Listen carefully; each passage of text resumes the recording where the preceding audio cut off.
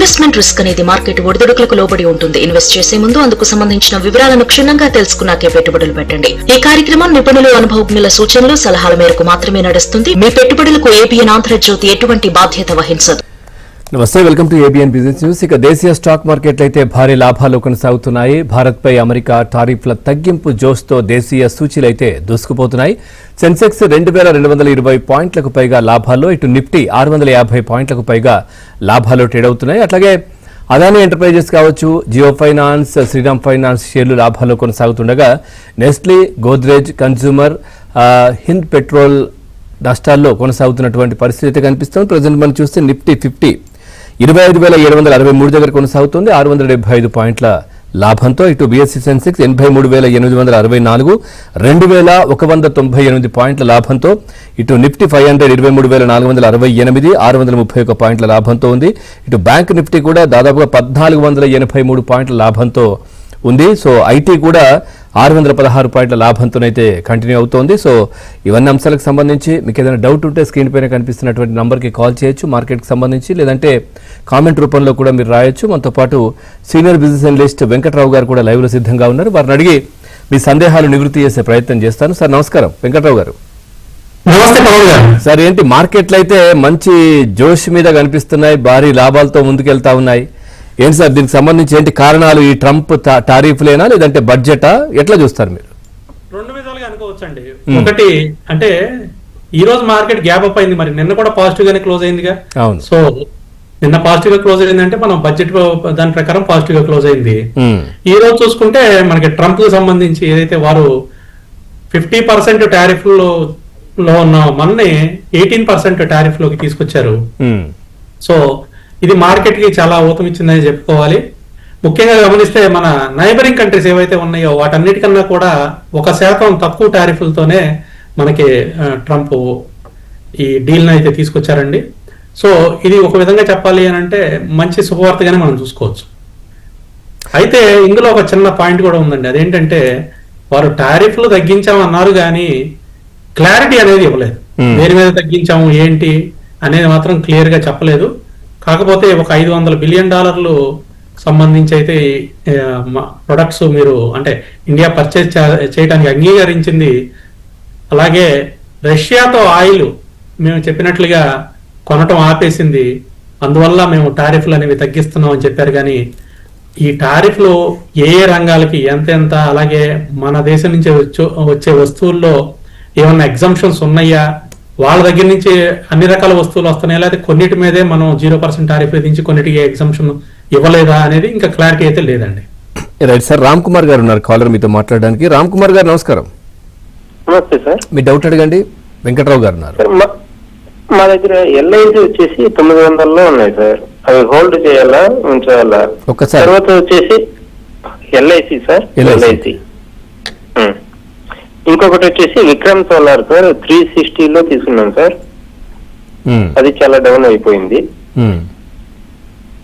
So ఏంటి అంటే మీరు ఇప్పుడు ఉంచాలా తీసేయాలా అని అడుగుతున్నారా? ఏంటి దీనికి సంబంధించిన డౌట్? అవును సార్, ఉంచాలా తీసేయాలా అని. ఎల్ఐసి ఉంచండి సార్, హోల్డ్ చేయండి, పర్వాలేదు.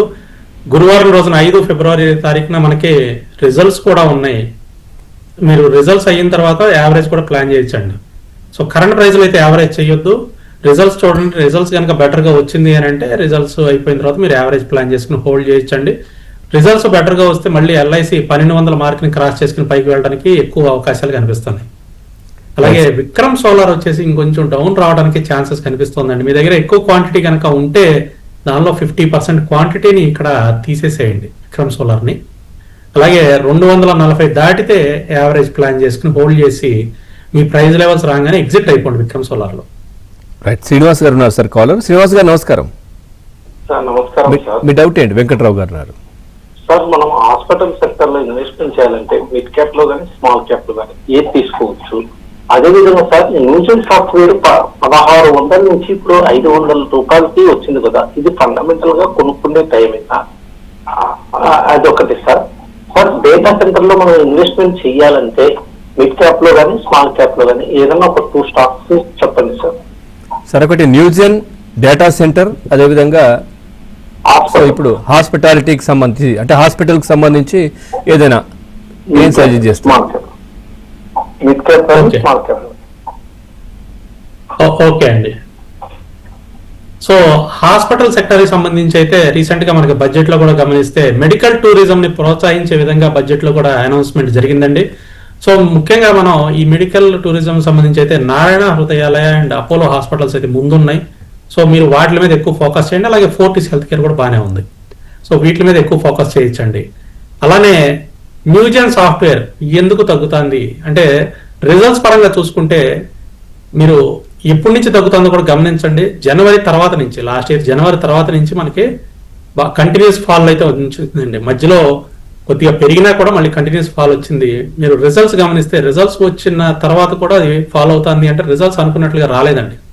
రీసెంట్ గా మొన్న 20 జనవరిని కూడా 2025 నుంచి ఫాల్, 2026 జనవరిలో వచ్చిన రిజల్ట్స్ కూడా అనుకున్నట్లుగా రాలేదండి. Expectation meet అవ్వలేకపోయింది. ఎర్నింగ్స్ బాగా తగ్గినాయి. ఇయర్ గ్రోత్ అయితే బాగా తక్కువగా ఉంది. సో మేజర్ రీజన్ అయితే అదేనండి. అందువల్ల మీకు డౌన్ అవుతుంది న్యూజెన్ సాఫ్ట్వేర్. సో ఇప్పుడున్న పరిస్థితుల్లో న్యూజెన్ సాఫ్ట్వేర్ అయితే ఫ్రెష్ ఎంట్రీ అయితే చేయొద్దండి. ఆల్రెడీ ఏదన్నా మీకు ఉంటే హోల్డింగ్స్ కనుక ఉంటే లోవర్ లెవెల్స్ దగ్గర మనకి 500 మార్క్ దగ్గర మేజర్ గా సపోర్ట్ లెవెల్స్ ఉన్నాయి. 500 రాకుండా తిరిగి పెరుగుతూ ఉంటే మాత్రం 760 దాటిన తర్వాతే మీరు యావరేజ్ అయితే ప్లాన్ చేయండి న్యూజెన్ సాఫ్ట్వేర్ లో. రైట్ సార్, రామసుబ్బయ్య గారు ఉన్నారు కాలర్. లాస్ట్ లో వారు data centre so data centre కి సంబంధించి core data centre focused stocks ఏమున్నాయి అంటే network technologies, E2E networks, Anantraj industries, LID digital services, ఇవి core digital data centre stocks అండి. వీటిలో మీరు చూసుకోవచ్చు. రైట్ సార్, రామసుబ్బయ్య గారు ఉన్నారు కాలర్. సుబ్బయ్య గారు నమస్కారం. నమస్కారం సార్. మీ డౌట్ అడగండి సార్. కెనరా బ్యాంక్ 155 ఉన్నాయి సార్. ఏంటి సార్ అది? పిఎన్బి 130 ఉన్నాయి. జిందాల్ పిఎన్బి 132 ఉన్నాయి. 132 లో ఉన్న PNB. Okay, Canara bank 152 sir. Canara bank. అవును సార్. ఓకే, రెండు కూడా హోల్డ్ చేయండి. రెండు by and dips mode maintain చేసే స్టాక్స్. ఈ సంవత్సరం పిఎస్యు బ్యాంక్స్ కి చాలా అద్భుతమైన సంవత్సరంగా మనం అనుకోవచ్చు. పిఎస్యు బ్యాంక్స్ బాగా పెరుగుతాయండి ఈ ఇయర్. మీరు by and dips mode maintain చేయండి, హోల్డ్ చేయండి. పిఎన్బిలో 120 ఆ జోన్ లో కుదిరితే యావరేజ్ చేసుకుని హోల్డ్ చేయండి, తిరిగి బాగా పెరుగుతుంది. మళ్ళీ 150 లెవెల్స్ అయితే క్రాస్ చేస్తుంది. అలాగే కెనరా బ్యాంక్ కూడా మీరు by and dips mode maintain చేయండి. ప్రస్తుతం 148 లో ట్రేడ్ అవుతుందండి. 140 ఆ లెవెల్ కనుక వస్తే పిఎన్బి కెనరా బ్యాంక్ యావరేజ్ చేయండి. Canara bank with in 1.5 year లో 300 మార్క్ కూడా క్రాస్ చేస్తుందండి. రైట్ సార్, సుజాత గారు ఉన్నారు. సుజాత గారు నమస్కారం. నమస్తే అండి. మీ డౌట్ అడగండి. వెంకట్రావు గారు ఉన్నారు. సార్ నమస్తే సార్. నా పిరమల్ ఫార్మా తీసుకున్నాను సార్, బాగా పడిపోతా ఉంది. మీరు తీసుకున్న ప్రైస్? నేను 260లో తీసుకున్నాను సార్. 260లో అంటే ఎప్పుడండి? లాస్ట్ ఇయర్ జనవరిలో తీసుకున్నారా? అవును సార్. దాని తర్వాత నుంచి రిజల్ట్స్ అనుకున్నట్లుగా రాలేదండి. లాస్ట్ 5 quarter రిజల్ట్స్ కూడా అనుకున్నట్లుగా రాలేదు. అందువల్ల బాగా కిందకు వస్తుంది. అయితే మీరు 180 రూపాయలు కనుక దాటింది అంటే పిరమల్ ఫార్మాలో మళ్ళీ యావరేజ్ చేసుకుని హోల్డ్ చేయొచ్చు, ఇబ్బంది ఏమీ లేదు. 180 దాటిన తర్వాత యావరేజ్ చేయండి, యావరేజ్ చేసుకుని హోల్డ్ చేయండి. కొంచెం టైం ఇవ్వండి, 3 నెలల నుంచి ఒక 6 నెలల టైం అయితే ఇస్తే మాత్రం మళ్ళీ లాభాల్లోనే ఎగ్జిట్ అవ్వచ్చు. Right sir. సార్ అట్లాగే ఇంకో కాలర్ ఉన్నారు, హనుమాన్ సింగ్ గారు. హనుమాన్ సింగ్ గారు నమస్కారం. మీ డౌట్ అడగండి. వెంకట్రావు గారు ఉన్నారు. నమస్తే వెంకట గారు. నమస్తే అండి. కానీ నేను పొద్దున ఇంటర్వ్యూ కోసము ఎఫెక్స్ ఫ్రోజన్ ఒకటిలో ఎఫెక్స్ ఫ్రోజన్ 320 కొన్నాను. అదాని పోర్ట్స్ 1450లో కొన్నాను సార్. దీన్ని డెలివరీగా మార్చుకోమంటారా, అమ్మేయమంటారా? అదొకటి. ఇప్పుడు అదాని అడ్రస్ కొనుక్కోవచ్చా? అదాని పోర్ట్స్ డెలివరీలోకి వెళ్ళండి, by and dips mode maintain చేయండి. ఈ రోజు కూడా అద్భుతంగా పెరిగింది. మిగతా చాలా స్టాక్స్ ఈ రోజు మార్నింగ్ పెరిగి అక్కడి నుంచి ప్రాఫిట్ బుకింగ్ లోకి వచ్చిన అదాని పోర్ట్స్ పెరుగుతూనే ఉంది. అపెక్స్ ఫ్రోజన్ ఫుడ్స్ కూడా మనం బడ్జెట్ స్టాక్స్ లో చెప్పుకున్నాము, ఇది పెరుగుతుందండి. డెఫినెట్ గా మీకు లాంగ్ టర్మ్ మంచి రిటర్న్స్ అయితే ఇస్తుంది. నేను ఈ FTA అగ్రిమెంట్ అప్పుడు కూడా ఈ స్టాక్స్ గురించి చెప్పాను. సో ఈ రెండు హోల్డ్ చేయండి. ఇంకోటి ఏదో అడిగారండి? అదే సార్, కట్ అయిపోయింది. రైట్, ప్రెసెంట్ మార్కెట్లు అయితే మంచి లాభాల్లో కంటిన్యూ అవుతున్నాయి. మనతో పాటు వెంకట్రావు గారు ఉన్నారు, బిజినెస్ అనలిస్ట్. సార్ అసలు ఇప్పుడు మనం చూసాం ఈ ఫార్మా శక్తి అనే దానికి సంబంధించి కూడా బడ్జెట్ లో 10,000 కోట్లను కేటాయించడం జరిగింది 5 సంవత్సరాలకు. ఏంటి సార్ దీనివల్ల లాభం ఏంటి? దీనికి సంబంధించి ఏం చెప్తారు? ఈ బయో ఫార్మా శక్తి అనేది చాలా మంచి ఇనిషియేటివ్ అండి. యాక్చువల్గా జనరిక్ అలాగే సిడిఎంఓ సెగ్మెంట్ లో ఉన్న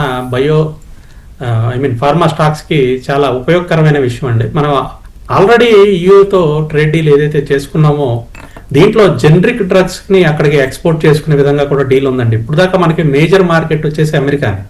సో యూరోపియన్ యూనియన్ తో కూడా మనం ట్రేడ్ డీల్ చేసుకోవడం వల్ల ఇప్పుడు దాకా ఉన్న ఈ chemicals, bulk chemicals, speciality drugs మీద ఉన్న ఏదైతే టారిఫ్స్ ఉన్నాయో అవి 0% అయితే వస్తున్నాయండి. సో దీనికి ఊతం ఇచ్చే విధంగానే ఈ బయో ఫార్మా శక్తి అనే స్కీమ్ ని తీసుకొచ్చిందండి సెంట్రల్ గవర్నమెంట్. సో దీనివల్ల ఈ రంగంలో ఉన్న స్టాక్స్ అన్ని కూడా చాలా వరకు కూడా లాభపడతాయండి. సో ఇది మంచి ఇనిషియేటివ్ వాస్తవంగా చెప్పాలంటే. సో ఈ తయారీ రంగాన్ని ప్రోత్సహించడం, జనరిక్ మెడిసిన్స్ ని బాగా పుష్ చేయటం. ఎందుకంటే మీకు జనరిక్ డ్రగ్స్ అనేసరికి చాలా వరకు ఏంటంటే అన్ని దేశాల వాళ్ళు తొందరగా యాక్సెప్ట్ చేస్తారు. అలా కాకుండా మీకు స్పెషలైజ్డ్ డ్రగ్స్ కింద వెళ్ళినప్పుడు ఏమవుతాయి అంటే చాలా వరకు నామ్స్ ఉంటాయి, టైట్ నామ్స్ ఉంటాయి. సో జనరిక్ డ్రగ్స్ ఏంటంటే విస్తృత వినియోగం కూడా ఉంటుంది, మార్కెట్ కూడా చాలా వాస్ట్ గా ఉంటుంది, ఎక్కువగా ఉంటుంది, తక్కువగా దొరుకుతుంది కాబట్టి వాల్యూమ్స్ ఎక్కువ చేయొచ్చు. సో ఈ రంగాన్ని ప్రోత్సహించాలనే ఉద్దేశంతో ఈ బయో ఫార్మా శక్తి అనే దాన్ని తీసుకొచ్చారండి. రైట్ సార్, అట్లాగే ధర్మారావు గారు ఉన్నారు కాలర్. ధర్మారావు గారు నమస్కారం. నమస్కారం అండి. నమస్కారం వెంకట గారు. మీ డౌట్ అడగండి సార్. నాకు రెండు స్క్రిప్ట్స్ ఉన్నాయి సార్. వన్ BDL 1550 ఉన్నాయి, IRFC 180 ఉన్నాయి. వీటిని ఎవరేజ్ చేయొచ్చా? BBL ఎంతలో ఉన్నాయండి? 1550 సార్. BDL ఓకే 1550 ప్రజెంట్ 1330లో ఉంది. Right sir. BDL BDL sir, BDL sorry, Bharat dynamics limited 1321 లో ఉందండి ప్రస్తుతం. BDL ఈ రక్షణ బడ్జెట్ కూడా మనకి ఈసారి బాగా కేటాయింపులు జరిగినాయండి. 15% ఇంక్రీజ్ చేశారు. సో దాంట్లో ప్రధానంగా లాభపడే వాటిలో BDL కూడా మంచి షేరే. సో మీరు యావరేజ్ చేసుకోండి. అయితే కరెంట్ ప్రైస్లో యావరేజ్ చేయొద్దు. 1360 దాటిన తర్వాత యావరేజ్ చేయండి. రీసెంట్ గా అది మనకి ఎందుకు డౌన్ అవుతుంది అని అంటే రెవెన్యూ అలాగే ఎర్నింగ్స్ రెండు కూడా రీసెంట్ గా వచ్చిన క్వార్టర్లీ రిజల్ట్స్ లో అనుకున్నట్లుగా రాలేదు. అందువల్ల మనకు కొంచెం కిందకు వస్తుంది.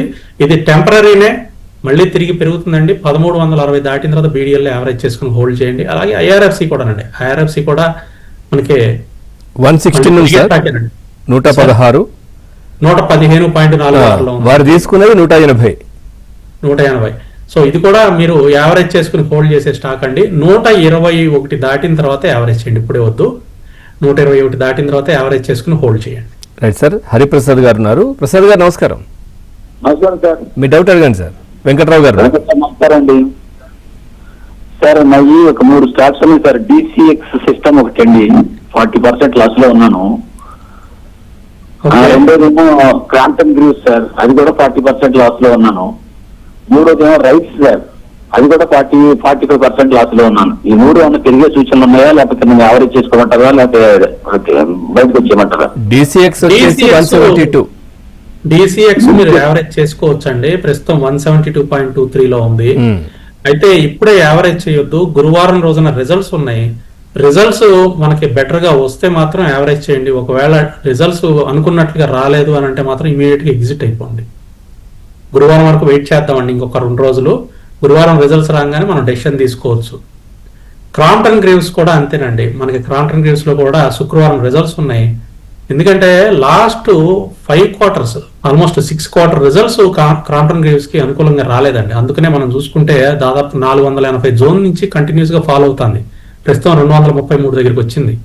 రిజల్ట్స్ బెటర్ గా వచ్చింది అని అంటే మాత్రం 245 పైన యావరేజ్ చేసుకుని హోల్డ్ చేయండి. అలాగే రైట్స్ కూడా ఇది లాంగ్ టర్మ్ హోల్డ్ చేసుకోవచ్చు అండి. రైట్స్ ఇబ్బంది ఏమి లేదు. రైట్స్ కి వచ్చేసి రేపు రిజల్ట్స్ ఉన్నాయి. సో రిజల్ట్స్ ఎలా ఉన్నా కూడా రైట్స్ లో మనం యావరేజ్ ప్లాన్ చేద్దామండి.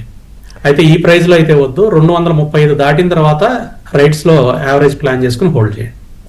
సార్, అట్లాగే ఏదైతే IPOలకు సంబంధించి కూడా, అంటే ప్రభుత్వ రంగ సంస్థలు కూడా సిద్ధమవుతున్నాయి IPOలకు సంబంధించి. గతంలో ఉండేది IPOలు పెట్టుబడులకు మంచిది కాదు అని చెప్పేసి, ఆ తర్వాత ఇప్పుడు దాన్ని వెనక్కి నెట్టి, అంటే దానికి సంబంధించి కూడా బాగా చర్చలు జరుగుతూ ఉన్నాయి. దానికి సంబంధించి కూడా ముందుకెళ్తున్నటువంటి పరిస్థితి ఈ PSUల సంబంధించి. దీనికి సంబంధించి మీ ఒపీనియన్ ఏంటి సార్, ఏం చెప్తారు?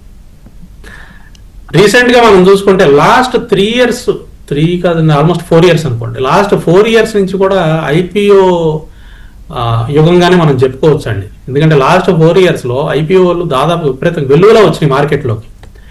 రావటం ఒకటే కాదు, ఇనీషియల్ గెయిన్స్ కూడా చాలా వరకు ఇచ్చినాయి.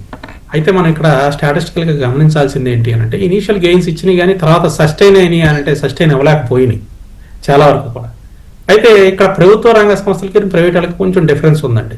ప్రభుత్వ రంగ సంస్థలకు సంబంధించి ఐపీఓస్ అంటే మనం కొంచెం వాటి మీద నమ్మకంతో తీసుకోవచ్చు అండి, ఇబ్బంది ఏం లేదు. ఎందుకంటే ప్రభుత్వ రంగ సంస్థలకి మనకి ఒక క్వాలిటీ అనేది ఉంటుంది, అంటే క్వాలిటీ ఎక్స్పెక్ట్ చేయొచ్చు. అలానే ఒక విధి విధానాలు క్లియర్గా ఉంటాయి.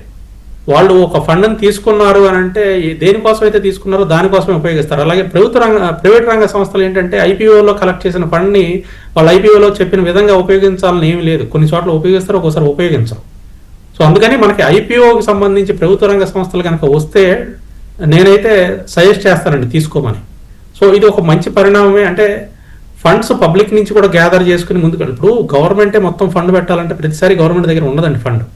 అన్ని రకాల స్కీమ్స్కి ఫండ్కి వెళ్ళిపోయిన తర్వాత గవర్నమెంట్ దగ్గర ఎప్పుడు కూడా మనం బడ్జెట్ చూస్తే లోటుగానే ఉంటుంది. ఇప్పుడు మన బడ్జెట్ డెఫిసిట్ వచ్చేసి ఈసారి 4.3% ఉందండి.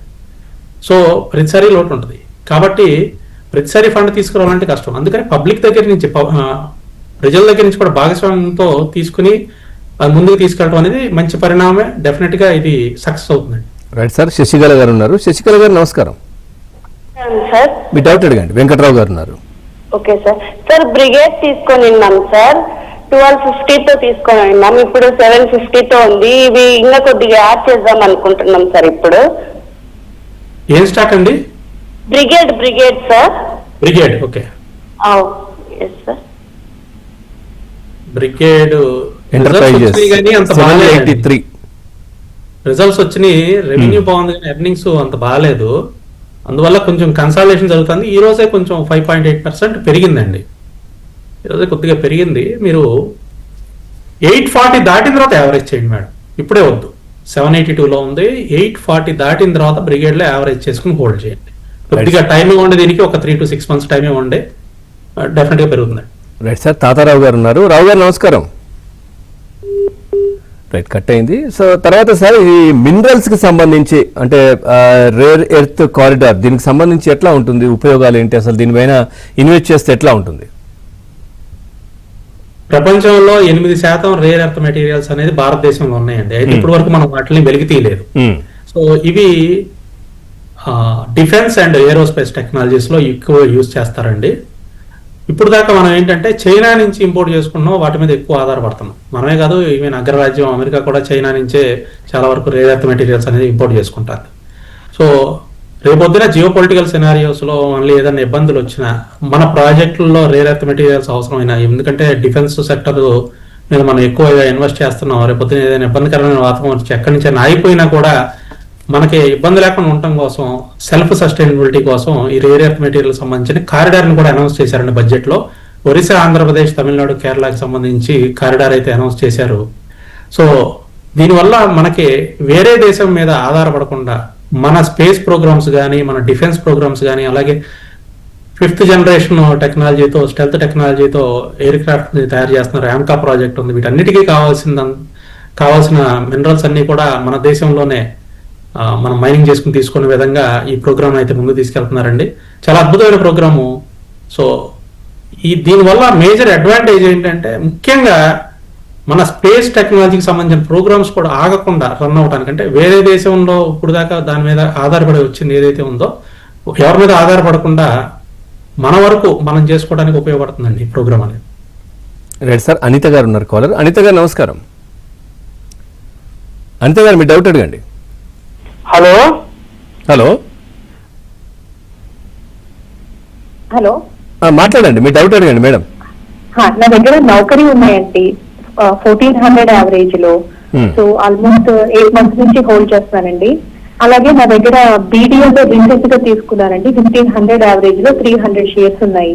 సో రెండింటిని గురించి చెప్తారని. బీడీఎల్ లో రిజల్ట్స్ మంచిగా రాలేదు కదండి, సో ఏం చేయమంటారు? బీడీఎల్ గురించి అయితే ఇందాక చెప్పారు, నౌకరీ గురించి వెంకట్రావు గారు. సో బీడీఎల్ అయితే 1360 అబోవ్ యావరేజ్ చేయండి. నౌకరీ కూడా మనకి కొంచెం డౌన్ ట్రెండ్ కనిపిస్తోందండి. నౌకరీ కూడా మీరు అబ్జర్వ్ చేస్తే రిజల్ట్స్ అనుకున్నట్లుగా రావట్లేదండి. క్వార్టర్లీ రిజల్ట్స్ అంత బాగా రావటం లేదు. దాదాపుగా 18-20 జోన్ దగ్గర నుంచి కూడా కంటిన్యూస్ ఫాల్లోనే ఉందండి. 2025 జనవరి దగ్గర నుంచి చూసుకుంటే కంటిన్యూస్ ఫాల్లోనే ఉంది. సో నెక్స్ట్ మళ్ళీ 13 ఫిబ్రవరి నెక్స్ట్ వీక్ ఫ్రైడే రోజున రిజల్ట్స్ ఉన్నాయండి నౌకరీలో. ఈసారి రిజల్ట్స్ కనుక బెటర్గా రాకపోతే ఇంకా బాగా కిందకి వెళ్ళడానికి ఛాన్సెస్ అయితే కనిపిస్తున్నాయండి. సో రిజల్ట్స్ వరకు కొద్దిగా వెయిట్ చేయండి, ఇంకా కన్సల్టేషన్ జరగడానికి ఛాన్స్ ఉంది. నెక్స్ట్ రిజల్ట్స్ మనకి బెటర్గా వస్తే మీరు యావరేజ్ ప్లాన్ చేసుకుని హోల్డ్ చేయండి, లేదా ఎగ్జిట్ అవ్వడానికి ట్రై చేయండి. ఎందుకంటే ఇంకా డౌన్ ట్రెండ్ కంటిన్యూ అయ్యే ఛాన్స్ ఎక్కువగా కనిపిస్తున్నాయండి టెక్నికల్గా. రైట్ సార్, వెంకటేశ్వరరావు గారు ఉన్నారు. రావు గారు నమస్కారం. వెంకటేశ్వరరావు గారు నమస్కారం అండి. అదే మూడు స్టాక్స్ గురించి అడగాలండి. చెప్పండి. ఎన్ఎస్డిఎల్, ఎల్జీ ఎలక్ట్రానిక్స్ ఈ రెండు 5% లాస్ లో ఉన్నాను. యాడ్ చేయమంటారా, ఏం చేయమంటారు? ప్లస్ సింజైన్ ఇంటర్నేషనల్ వచ్చి 20% లాస్ లో ఉన్నానండి, దాన్ని ఏం చేయమంటారు? ఫస్ట్ రెండు స్టాక్లు ఏంటండి? ఎన్ఎస్డిఎల్, ఎల్జీ ఎలక్ట్రానిక్స్ అండి. ఎల్జీ, ఎన్ఎస్డిఎల్ అండి. Okay, NSDL 993. ఎస్ అండి. ఎన్ఎస్డిఎల్ వచ్చేసి మనకి ఇబ్బంది ఏమి లేదండి, కొంచెం టైం తీసుకుంటది. మీరు 1040 దాటితే మాత్రం పైకి వెళ్ళిపోతుందండి. 1040 దగ్గర యావరేజ్ చేయండి, ఆ జోన్కి వచ్చిన తర్వాత యావరేజ్ చేయండి. ప్రస్తుతం 995.70 మనం మాట్లాడుకుంటే టైంకి 1040 దాటిన తర్వాత యావరేజ్ చేసుకుని హోల్డ్ చేయండి. ఎల్జీ ఎలక్ట్రానిక్స్ వచ్చేసి మనకి దాదాపుగా 1749 దగ్గర నుంచి కంటిన్యూస్ ఫాల్ అండి. కంటిన్యూస్ ఫాల్ దాదాపు 1320 వరకు కూడా పడతానే వచ్చింది. రీసెంట్గా కొంచెం రికవరీ అయితే కనిపిస్తోందండి. సో ఏదైనా 1520 దాటినంత వరకు కూడా మనం అప్ సైడ్ వెళ్తుందని అనుకోవద్దు. 1520 దాటితేనే ఎల్జీ పైకి వెళ్తుందండి అప్పుడు దాకా. సో మీ ప్రైస్ ఎంతలో ఉన్నారండి పవన్ గారు, అనుకుంటున్నారు? కట్ అయిపోయింది. సో 1520 దాటితే మాత్రం పైకి వెళ్తుందండి. మీ ప్రైస్ ఇంకా పైన ఉంటే మాత్రం 1520 దాటంగానే యావరేజ్. ప్రెసెంట్ మామూలుగా 4.30% కదా సార్ ఇంక్రీజ్ అయింది ఇది? అవునండి, 1498 లో ఉంది ప్రెసెంట్. అవును అవును. 1520 దాటితే మనం సార్ ఇప్పుడు ఒకవైపు బడ్జెట్, ఇంకోవైపు ట్రంప్ నిర్ణయాలు, అంటే ఈ సమయంలో మార్కెట్లు అయితే బాగానే బ్రహ్మాండంగా ఉన్నాయి. దేనిపైన ఇన్వెస్ట్ చేస్తే బాగుంటుంది? అంటే స్టాక్ చెప్పకపోయినా కానీ సెక్టార్స్ దాదాపు అన్ని సెక్టార్లలోనూ మనకి అద్భుతమైన అవకాశాలు కనిపిస్తున్నాయండి ప్రస్తుత పరిస్థితుల్లో. ఎందుకంటే యూరోపియన్ యూనియన్ తో ఫ్రీ ట్రేడ్ అగ్రిమెంట్ జరిగింది, అంతకుముందే యూకే తో ఫ్రీ ట్రేడ్ అగ్రిమెంట్ జరిగింది, న్యూజిలాండ్ తో ఫ్రీ ట్రేడ్ అగ్రిమెంట్ జరిగింది, ఒమాన్ తో ఫ్రీ ట్రేడ్ అగ్రిమెంట్ జరిగింది. అంటే మన మార్కెట్లు ఎక్స్పాండ్ అవుతున్నాయండి. గ్లోబల్ సప్లై చైన్ లో మనం కూడా పార్టిసిపేట్ చేస్తున్నాం. ఇప్పుడు అమెరికాతో కూడా మళ్ళీ ట్రేడ్ డీల్ అనేది జరిగింది. సో 18% టారిఫ్ల వరకు వచ్చారు. మళ్ళీ మన ఫారెన్ మినిస్టర్ జయశంకర్ గారు కూడా ప్రస్తుతం అమెరికా పర్యటనలోనే ఉన్నారు, అక్కడికే వెళ్తున్నారు. సో పర్యటనలో ఉన్నారో వెళ్తున్నారో కరెక్ట్గా తెలియదు, నాకు తెలిసినంత సమాచారం ప్రకారం వెళ్ళారనే అనుకుంటున్నాను. సో ఈ ట్రేడ్ అగ్రిమెంట్ మీద ఫైనల్ చేసుకోవడానికి అక్కడ జరుగుతున్న ఈ చర్చలు, ఇంకా కొన్ని టారిఫ్లు తగ్గడానికి ఛాన్సెస్ ఉన్నాయి. దాదాపుగా అన్ని సెక్టార్లకి ఇది సువర్ణ అవకాశంగానే మనం భావించవచ్చు. సో చాలా వరకు స్టాక్స్ మీరు గమనిస్తే లాస్ట్ 1 year లో చాలా వరకు బీట్ అండ్ డౌన్ అయ్యాయి, కిందకు వచ్చేసినాయి దాదాపు అన్ని సెక్టార్లలో కూడా, ఇంక్లూడింగ్ ఐటీతో సహా. సో కాబట్టి మీరు ఏ సెక్టార్ తీసుకున్నా కూడా ఫండమెంటల్ గా స్ట్రాంగ్ గా ఉండి సపోర్ట్ లెవెల్స్ దగ్గర ఉన్న స్టాక్స్ లో మనం ఫ్రెష్ గా ఇన్వెస్ట్ చేస్తే కమింగ్ ఇయర్స్ లో మీరు ఇమీడియట్ రిటర్న్స్ చూడొద్దండి మార్కెట్ లో. కమింగ్ ఇయర్స్ లో విత్ ఇన్ 1 or 2 days కోసం లేదా 1 or 2 months కోసం అయితే ఇన్వెస్ట్మెంట్ కాదండి ఇది. మీరు ఒక 2-3 years కోసం ఇన్వెస్ట్మెంట్ కనుక ప్లాన్ చేస్తే మంచి రిటర్న్స్ అయితే తీసుకోవచ్చండి. రైట్ సార్, తాతారావు గారు ఉన్నారు కాలర్. తాతారావు గారు నమస్కారం. నమస్తే అండి. మీ డౌట్ అడిగా. నా దగ్గర మెడి అసిస్ట్ 200 స్టాక్స్ ఉన్నాయండి, 11% లాస్ కరెంట్లీ. అది హోల్డ్ చేయొచ్చా లేకపోతే ఏంటి? రిజల్ట్స్ ఉన్నాయి సార్ మనకి శుక్రవారం రోజున మెడియాసిస్ట్ లో. సో ప్రస్తుతానికి అయితే హోల్డ్ చేయండి, పర్వాలేదు. 412.65 ఉంది ప్రస్తుతానికి, హోల్డ్ చేయండి. రిజల్ట్స్ బాగుంటే 420 దాటిన తర్వాత యావరేజ్ చేయండి. Right sir, thank you Venkatarao గారు. మార్కెట్కి సంబంధించి చాలా చక్కటి విశ్లేషణ అందించారు. Thank you very much.